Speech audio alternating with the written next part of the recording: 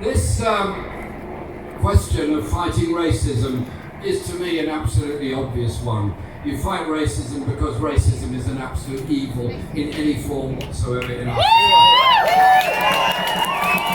So you don't have to tolerate other people. I hate the word tolerate other people. You have to respect people and admire their differences, whatever they might be. But it's not a contradiction to also bring up the economic questions that we're faced with at the moment. This week, Parliament had the opportunity to pass a very simple amendment to the government's programme, which was to end the two-child benefit cap.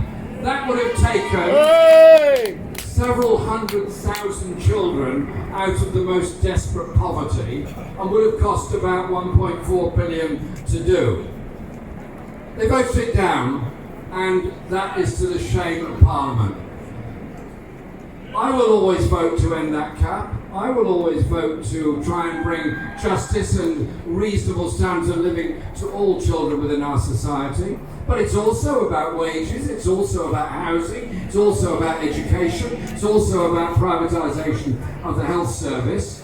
If a government, any government anywhere in Europe, fails to deal with the issue of the crisis of falling living standards, the crisis of poverty, the millions that access food banks all across this continent, then the blame culture against minorities and refugees and others will take over. That is the atmosphere in which the far right and the fascists thrive. So our campaign is yes to oppose racism in any form, but it's also for a more decent, more equal, more inclusive society that gives hope to all people in all circumstances. That is what unites us together. And I'll finish up this.